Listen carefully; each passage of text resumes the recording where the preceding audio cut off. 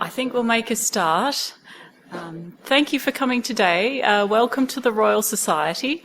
My name is Felicity Henderson, and I organise our series of lunchtime lectures on history of science topics.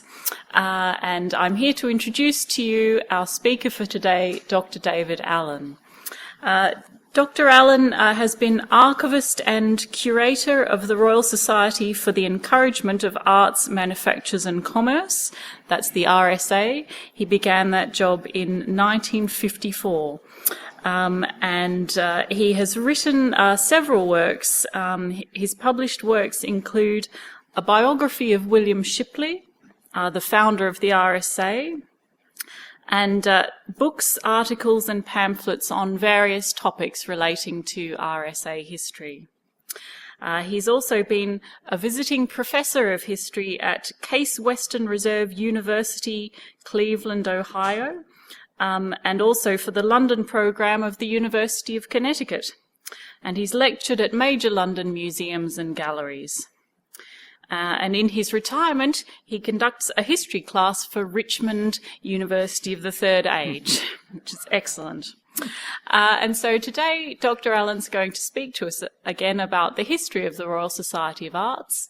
Mr. Baker spoke, the Royal Society and the Society of Arts. Thank you. Thank you, Felicity.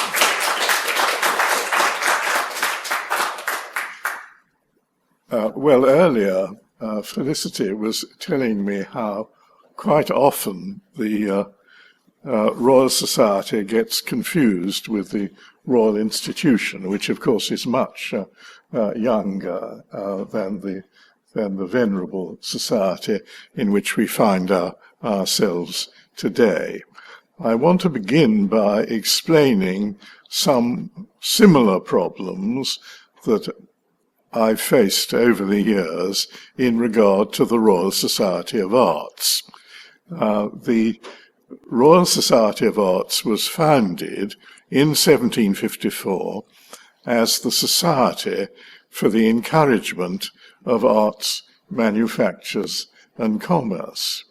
But quite early in its life, it was referred to as the Premium Society, because of the use at the time of the word premium, meaning a reward. But it was also, confusingly, also called the Arts and Sciences, the Society of Arts and Sciences. And this goes on into the 19th century, when it became incorporated by Royal Charter in 1847. And people had already confused it with the Royal Society quite often. And now they thought, oh, well, it must be a Royal Society. But although it had been incorporated by Royal Charter, it didn't use the name Royal. That didn't come about until 1908. In 1908, it became the Royal Society for the Encouragement of Arts, Manufactures and Commerce, but always calling itself the Royal Society of Arts. And then, in 1914, they looked around at the Royal Society of Arts and saw all the other new societies that had come into being, where the members had the distinguished title of Fellow. And so in 1914, it was decided that the members could call themselves Fellows.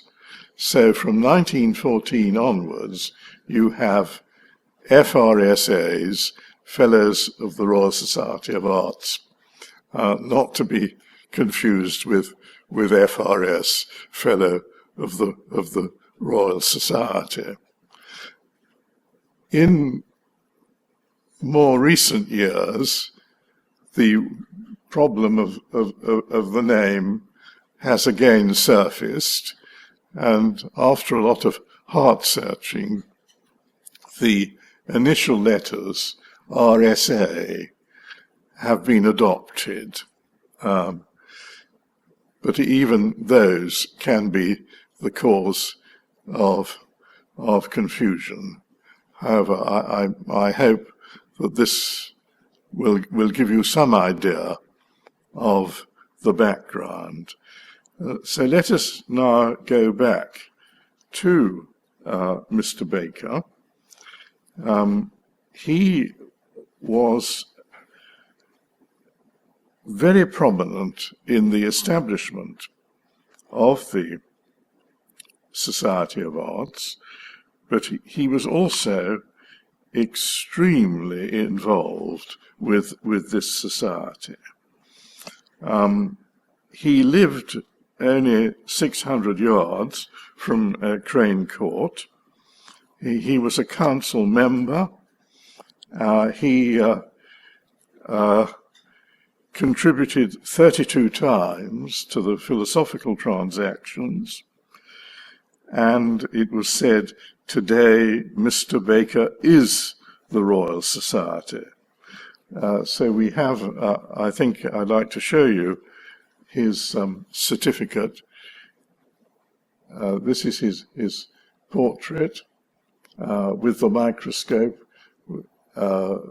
He was a pioneer in the use of the microscope, and we also have his fellowship certificate with Hans Sloane, the president, signing it, and various other people who he knew very well, including Martin Folkes.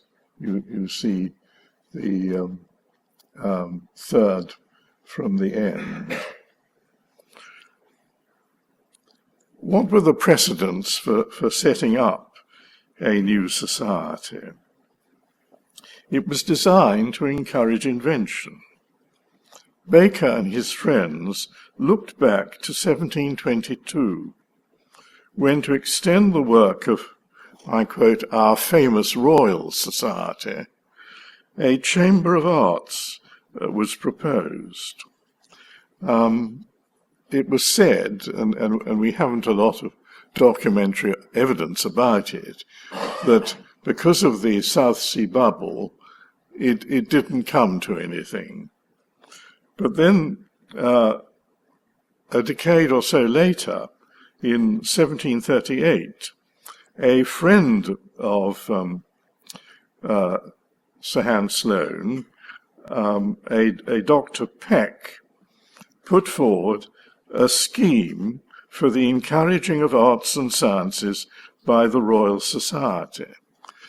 What one has to remember is that the Royal Society met to consider these ideas, curiosities, important scientific works, and various specimens of natural history and even antiquities. But it didn't actually give awards. It had the Copley Medal, but otherwise it was simply the publication of an account in the Philosophical Transaction and the possibility of being elected into the fellowship that was the reward. So it was a new body was definitely needed. The minutes of the Royal Society, apropos of Dr. Peck's scheme, are very equivocal. They say, what a good idea. If a new society is founded, the Royal Society won't do anything to get in its way. And that's as far as it went. So that brings us back to Henry Baker. Why was he so important in the Royal Society, and what was his background? Well, he was the son of a clerk in Chancery. He was essentially a Londoner, born in Chancery Lane. Curiously enough, although he wrote a great deal in the way of autobiographical memoranda, he never said where he went to school.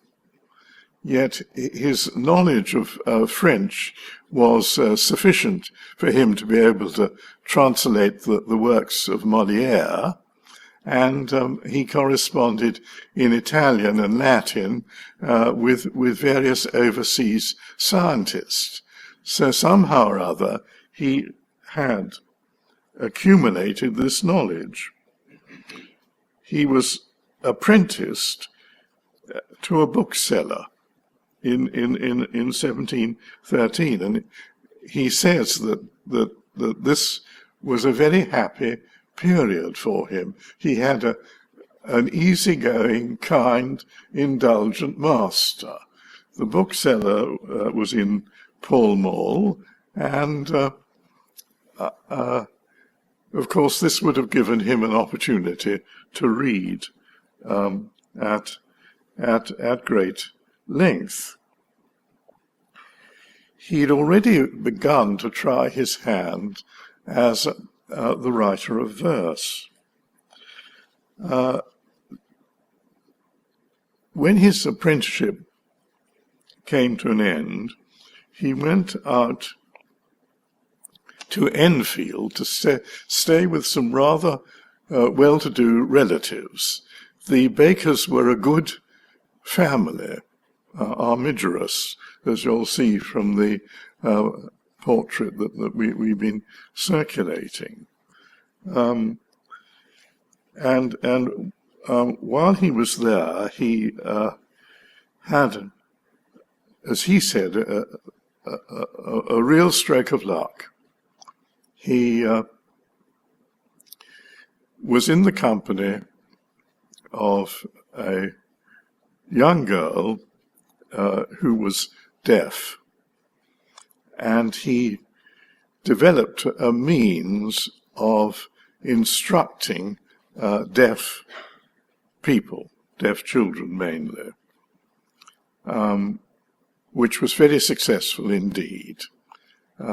So successful, for example, that the Earl of Buchan employed him to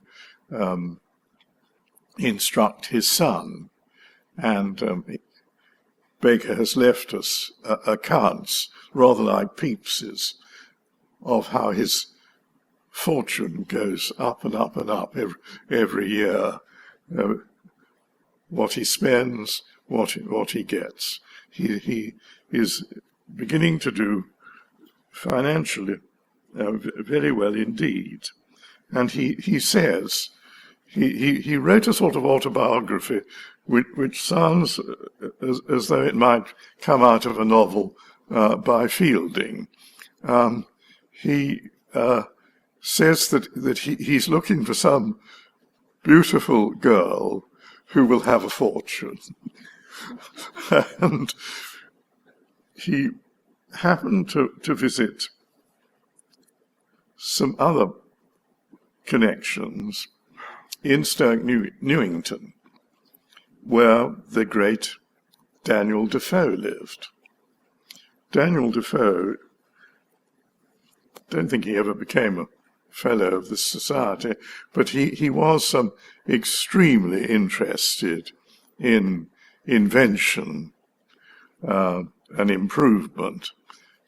He once said Noah was the first great projector, and later on a friend of Baker's said that he would give Robinson Crusoe to anybody who wanted to learn useful arts. Daniel Defoe was living in some style. Baker didn't realize that he was, in fact, almost bankrupt and terribly in debt. Baker fell in love with Sophie Defoe, and we have some amazing descriptions of Henry Baker falling in love and not being able to speak, and then proposing in an arbour to Sophie, and Sophie saying, well, if my father approves, it's all right. Well, the marriage took place, and in fact, the connection was a financial liability to Henry Baker, but it did give him prestige in being connected with so important a figure. And he also entered into the field of literature himself. He wrote a big poem, which literary historians have argued about, whether it came before Thomson's The Seasons or not. And some people say, some literary historians say, oh, he was very original as a writer. Thank you. He also did what many people did at that time, which was to launch a periodical. Great advantage of launching a periodical was that you could review your own works. He tells us that he played at cards, that he took tea, he could dance. He gives us a picture of someone that was used to genteel society. And the next picture I want to show is of William Stukeley. William Stukeley was a physician who had been at Christ's College, Cambridge, with the great Dr. Hales, where they'd engaged in anatomical and botanical specimens. They seem to have had an extraordinary brave attitude to horrible things like the corpse of a highwayman, I think it was, that they took back to the college to dissect, and bits of animals and so on. But Stukeley then took orders, and he was a great friend of Baker's, but worried about Baker as to whether Baker might be a freethinker or not. And here I'd like to introduce the Duke of Montague, who was a quite extraordinary figure.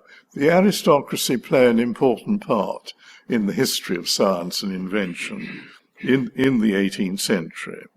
He was an extremely well-to-do gentleman, or nobleman, I should say, supporter of the House of Hanover, related to the great Duke of Marlborough. He had seen military service.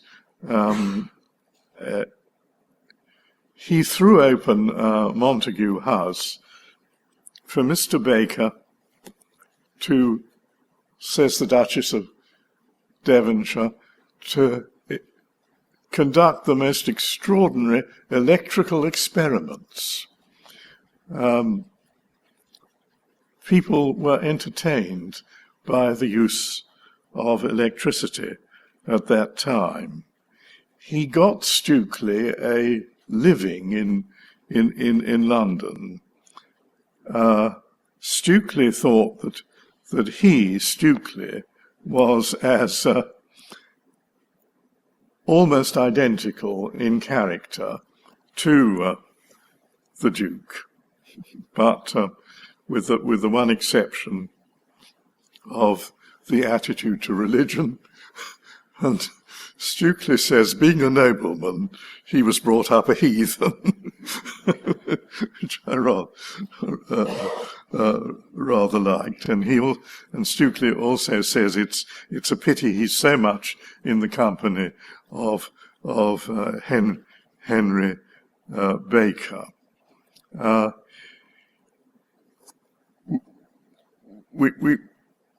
We have now the success of Baker as an authority on the microscope. He was able to carry on the work of Hooke so that anybody could use the microscope. And he knew a very good instrument maker, Mr. Cuff, who could make his microscopes. And microscopes were becoming very, very popular indeed, thanks to Henry Baker's 2 books on the microscope. Rather interestingly, he says that if you look at I think it's a snowdrop in the microscope, you will see something more beautiful than any miniature painting done by man.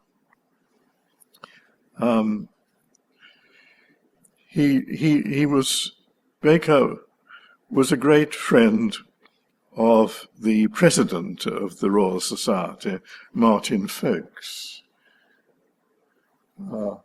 Martin Folkes was also president of the Society of Antiquaries, and has come in for a certain amount of criticism by modern historians of science, because they always repeat the anecdote of his habit of going to sleep in the presidential chair at the society. Should e'er he come to wake in Newton's chair, he wonders how the devil he got there. But there's a letter from Henry Baker to a friend in which he says, I know I'm very friendly with Martin Folkes, and I also know the next president well. So this is Lord Macclesfield. Lord Macclesfield, who,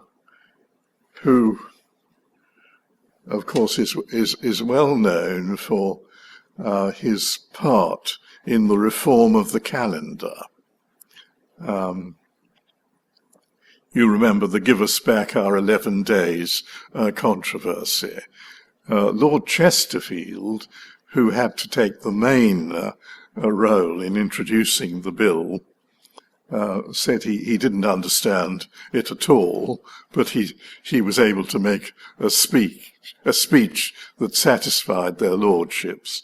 But Lord Macclesfield, you see him in his parliamentary robes, he really understood what reforming the calendar was all about. We know about Baker's friendship with both these presidents of the Royal Society from his correspondence with a Norwich exciseman called William Arderon, a very interesting character. He'd come from Yorkshire, but he got a job in Norfolk, in Norwich, and when he was there, he made a real study of natural history, insects, geology, antiquities, which he would communicate to Henry Baker in a whole series of letters. And the Arder and Baker correspondence, which is now held at the V&A Museum, is a marvelous source, full of little details about life at the time. Ardren, thanks to Baker, was elected a Fellow of the Royal Society. And I think it's an interesting piece of evidence of the prestige of the Royal Society still at that time, that his diploma was handed to him by the Lord Mayor of Norwich. There was a great civic ceremony. It was thought of as a wonderful thing that a local citizen should now be a Fellow of the famous Royal Society. The letters that Ardren wrote, he was over the moon at being FRS, and he wanted to give what he called a treat. But Baker wisely said, no, there's no need for a treat. Just keep sending information to me.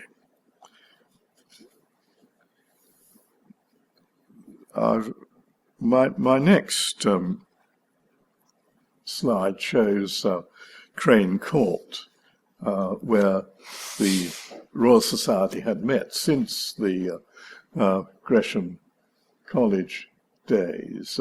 Crane Court still exists, little turning off Fleet Street, but the actual house of the Royal Society has not survived. But there are some early buildings still, and it was very convenient for Baker to go down there.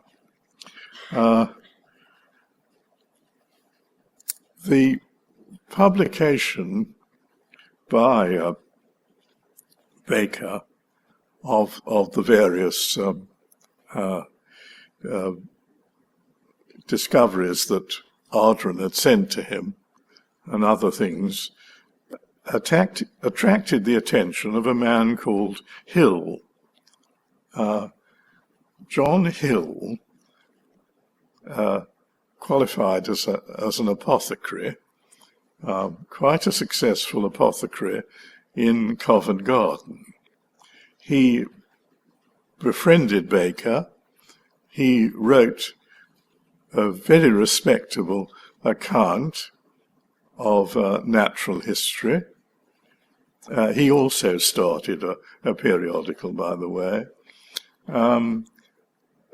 He went down to, or sent people down to Norwich in the hope that Ardren might give away some of Baker's secrets, but Ardren very wisely said no. And then he tried to be elected a fellow. And Baker didn't think that he was of the right standing to be a fellow. And the consequence was the publication of the review, which I think we see here, review of the works of the Royal Society, containing animadversions on such of the papers and so on by John Hill, M.D.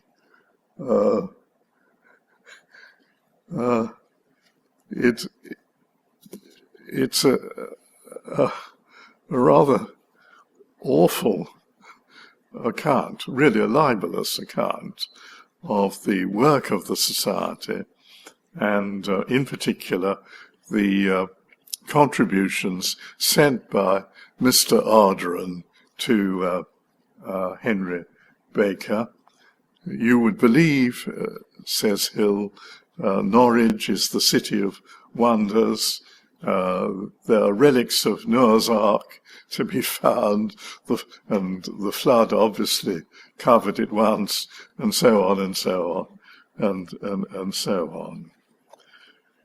That Villain Hill is a word that was used by Baker's correspondence.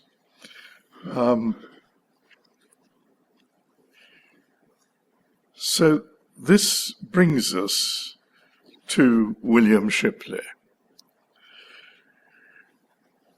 I've got just first of all to show you the title page of Baker's book.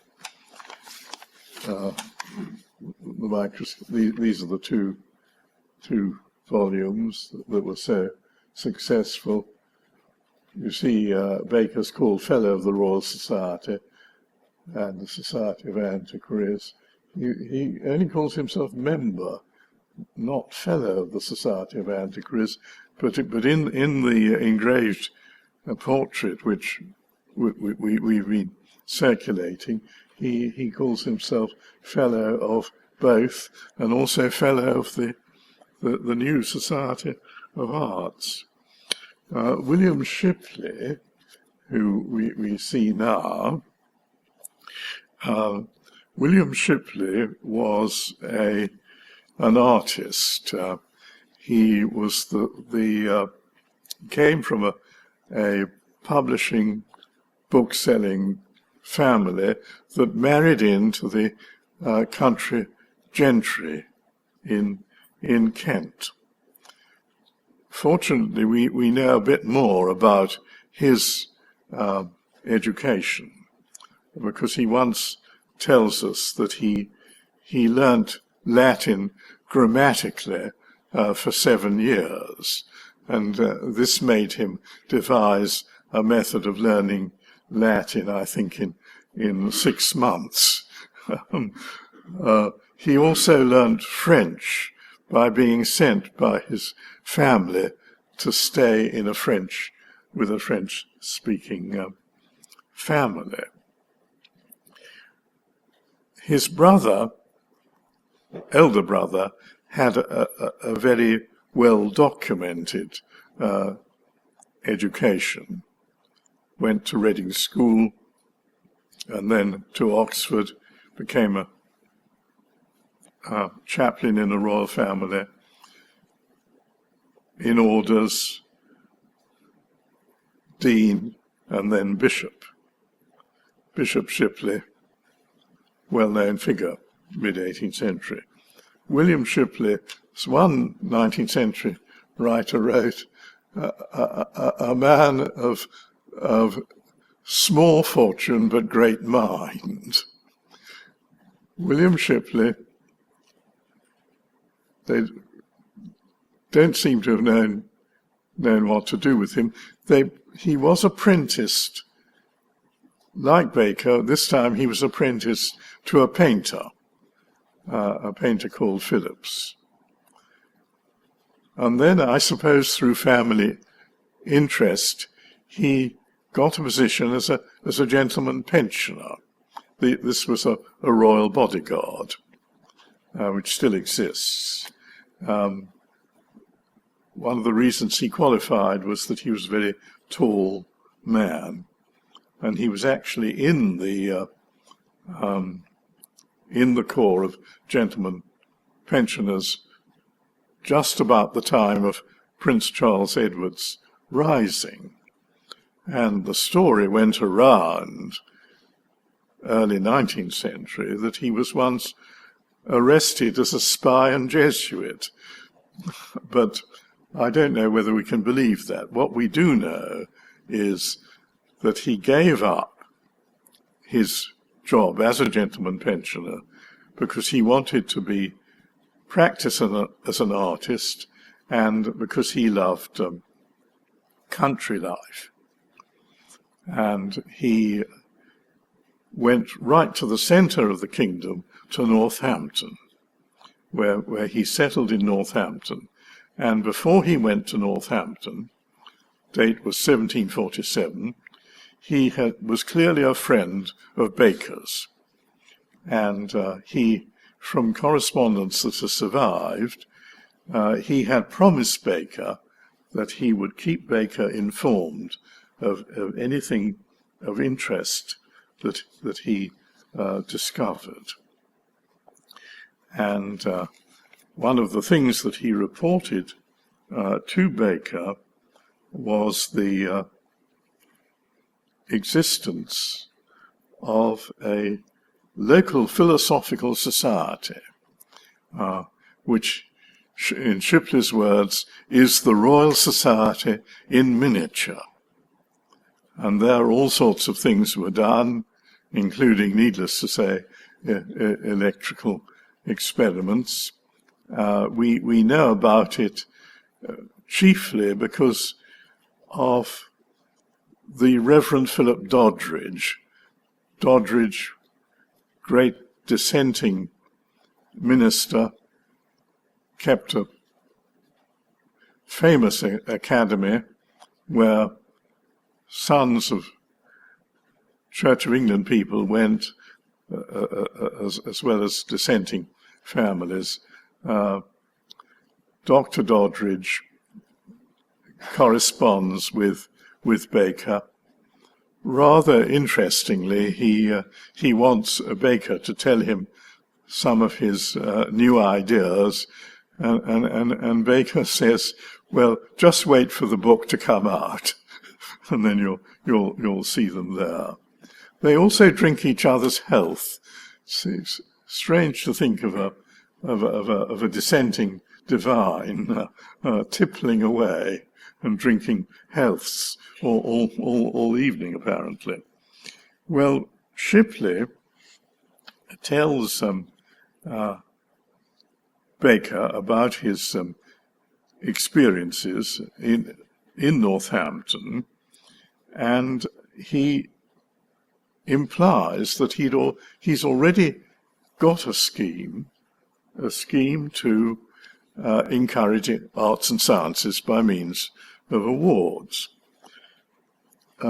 Next, I think we have a picture of the marketplace in Northampton. This is by a modern artist. It's a reconstruction, but it shows Shipley engaged in a philanthropic scheme which was to beat the engrossing of fuel by buying up wood and coal in the summer and then distributing it to the poor. And he's in the middle of doing that in the marketplace in Northampton. He tells Baker that the success of this scheme made him think that his idea of a premium society might take off the ground. And Baker then sends, we must next see what he writes out. This is Shipley's idea, which he sends to Bacon. It's proposals, you see, and you notice that it's arts and sciences there, and his comparison that encouragement is much the same to arts and sciences as manuring is to vegetables. Well, this makes Baker send to Shipley the details of the work of the Dublin Society, have the seal of the Dublin Society. The Dublin Society, it became royal in the reign of George IV. It was the oldest society to be concerned with the application of science in the British Isles. And it has adopted the scheme put forward by Dr. Madden. Dr. Madden was a fellow of this society, and he was given the sobriquet of Premium Madden. You know, in the 18th century, it was the custom for people to have these nicknames, Premium Madden, Capability Brown, one of my favourite, Single Speech Hamilton, and so on. Premium Madden raised money for awards for invention. And so Baker sent to Shipley details of the work of the Dublin Society, and also, very significantly, an introduction to the Reverend Dr. Stephen Hales. Hales, who had been awarded the Copley Medal of this society, who was perhaps one of the great 18th century scientists who knew all the early precedents. His work on the circulation of the blood was very important indeed, but also he believed in the practical application of scientific knowledge. And he was able to introduce Shipley to his brother-in-law, Lord Rumney. The nobility are always important, Robert Barron Rumney, and Rumney himself connected by marriage to Jacob Viscount Folkestone. And we just have this little shred, this little bit of tantalizing evidence that these two noblemen had some such scheme of their own in mind. But when Shipley called on them, they decently declined and said that could he bring enough gentlemen of his acquaintance, they would hold a meeting. One of the people who was also very important was Gustavus Brander. I haven't got a picture of him, but this is his certificate as a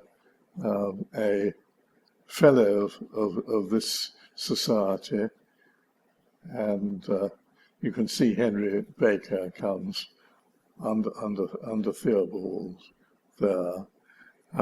Brander, very, very important in the work of the just about founded British Museum, great collector of natural history specimens and antiquities.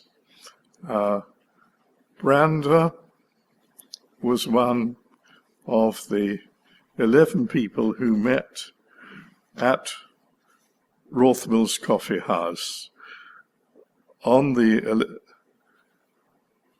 date in March 1754.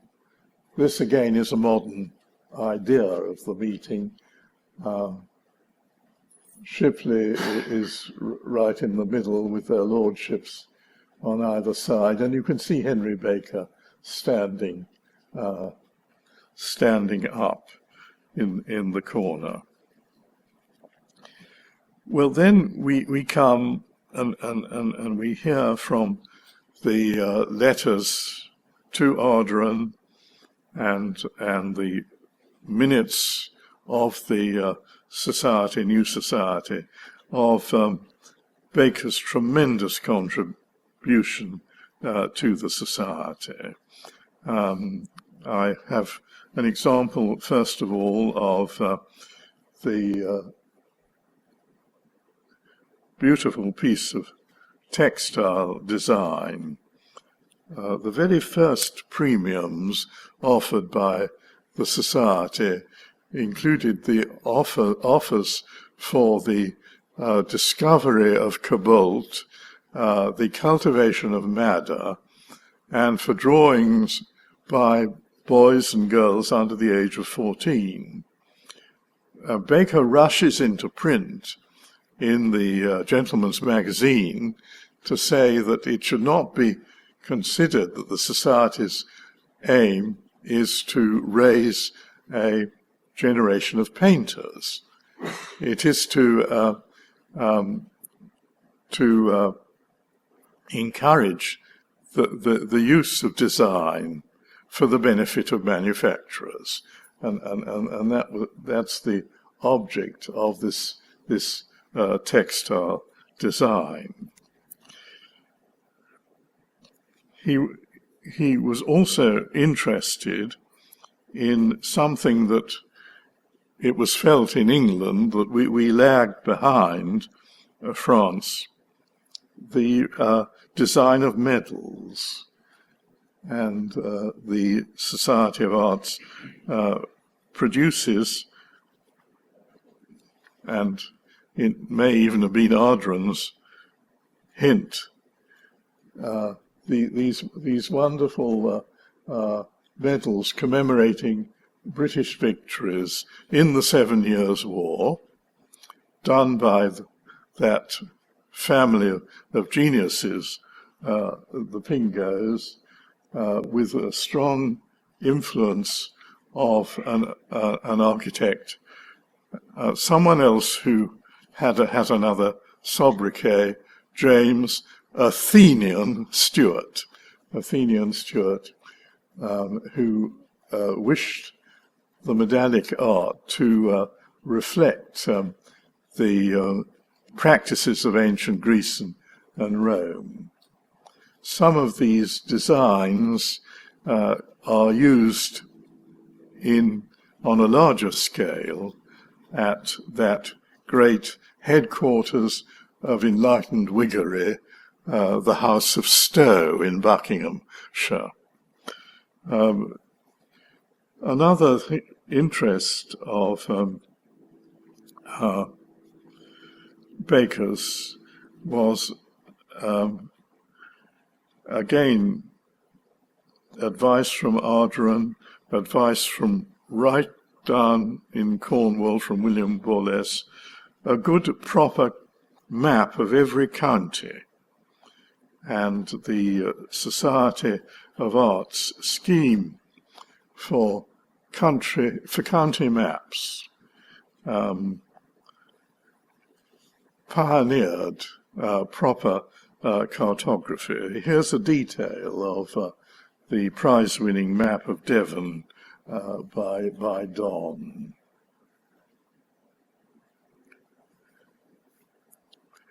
Benjamin Franklin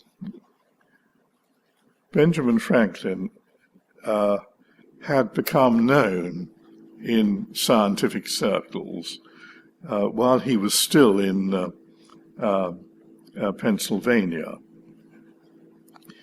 And he was elected a fellow of this society. But Baker, in composing the letter for Shipley to write, wrote to Franklin saying how the new society that had been founded in England would like to give awards to make Great Britain and her colonies dear and serviceable to each other. So we have a whole lot of premiums offered for wine growing, production of indigo, experimental grasses, silk cultivation and so on in the colonies, and Baker's very active in this.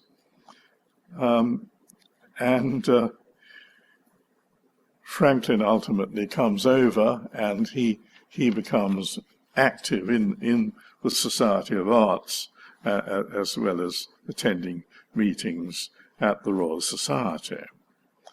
Another of Baker's contributions was the distribution in 1760 of the True Rhubarb. Dr. Mounsey, who I think comes up next, Dr. Mounsey was a fellow of this society. He worked in Russia, and he managed to get specimens of the true rhubarb, which everybody wanted at this time. It was considered to be of great use medically. And everywhere, just as the sea captains used to have acorns, people went about with little specimens of rhubarb. Baker was also chairman of innumerable committees. Committees were divided up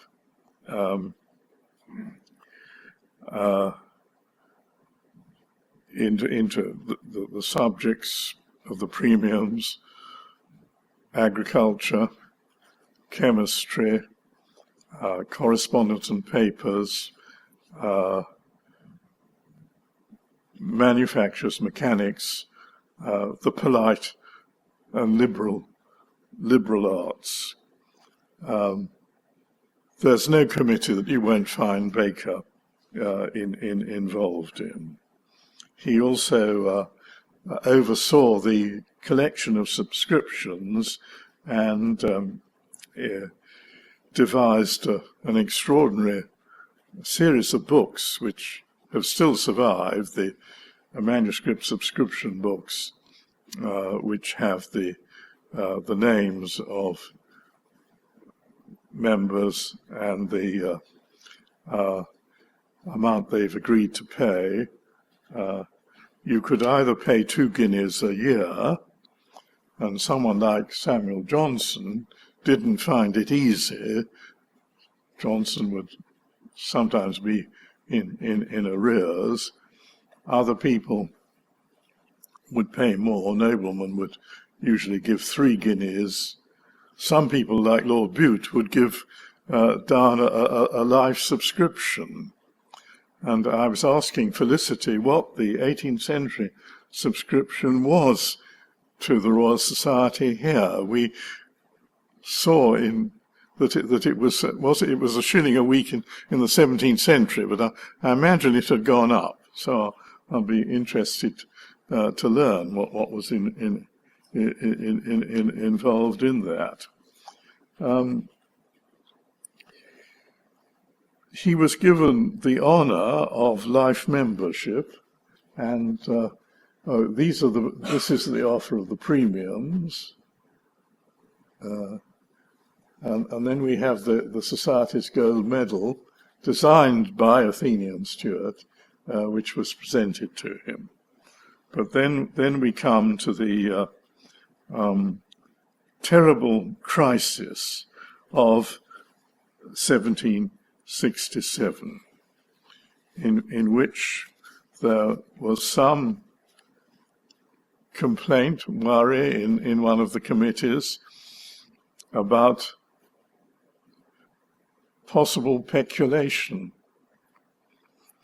Considerable sums of money were coming in now. The Society's membership was over 1,000, so you're getting quite a big sum of money coming in, which goes out, of course, in awards. But Baker was subject to a great deal of criticism much warmth. An angry tone was used to him. And he was treated, he says, very roughly indeed. And it really upset him. This is when I was 1767. Remember that people didn't live to the age that they often live to now. And so he felt he was getting rather old. He'd done a lot for the society. And this is what he wrote: "On some business it is allowable to speak on one's own behalf. It may be permitted. It certainly may be on this, as most of your old members are dead or now never come to your meetings. I will then be bold to say that no member of this society has taken more pains in its service or more faithfully endeavoured to support it than myself. I was one of the first few who met, before this society had a being, with those noble patriots, Lord Folkestone and Lord Rumley, to consider how to give it a beginning. When it was just begun, I drew up a plan for its regulation and government, which was so well accepted and approved that I had the honour of being unanimously elected a perpetual member. This plan was several times printed and given to all the members, and on this plan, without any other rules and orders, the society carried on its business for some years, with the highest reputation, with the utmost harmony and for quiet. For about a year I was your volunteer secretary, took the minutes at every meeting with my own hand, transferred them fairly against the succeeding one. From the very beginning I have diligently attended to the payments and arrears of all your members, and have kept an exact account thereof, which I dare affirm has saved and acquired to the society some hundreds of pounds. At the expense of much pain and time from more agreeable amusements, I have from year to year prepared books after a peculiar manner." Those are the subscription books I mentioned. At the election of officers and on ballots, when none can vote till their arrears are paid, these books are very useful. And so on. For nearly 30 years, I've had the honour of being a Fellow of the Royal Society and of the Society of Antiquaries, in both which I am supposed not a useless member. My character is well known in this kingdom, and not unknown abroad, having for many years carried out correspondence with many famous men in other countries, and so on and so on. He really was upset about this. And are we running out? We're coming now to an end. So this was very upsetting for him, and the society decided to apologize to him, and later on they decided to include his picture in the transactions of the society. Well, I'm going to skip now very quickly to the post-Henry Baker period, and we'll just go through the illustrations, if we may, as quickly as we can. These were the homes of the society, starting out up in Rothwell's Coffee House. For a time, they were next door to the Royal Society. And then they, if we go forward, then they come this is where Baker lived, Catherine Street, very nearby. Then we have the church where he is buried. Then we come on to the house that was built by the Adam brothers for the society. Then Samuel Moore, whom Baker proposed as secretary of the society. And then we have the wonderful paintings, which you must come and see one day, by James Barry in the Society's meeting room. And thanks to Samuel Moore, the Royal Society lent a painting of Newton, which is copied in by Barry, and also the painting of Boyle too. Then we have I think the connection with Banks next. Is that right? Yes, Banks, who was twice a member. You can see him there, president of the Royal Society. Then we come on to the Duke of Sussex, who we shared as president, and he was succeeded by Prince Albert. And it's interesting to see that Prince Albert is called KG and FRS. And going forward, Prince Albert and famous for the Great Exhibition. Speaking of the Great Exhibition, when the Society was 200 years old in 1954, if you could have the next slide, please, your president mentions the Great Exhibition. And lastly, in 1960, when this society was 300 years old, the Society the Society of Arts presented this lovely tercentenary bowl. Thank you very much.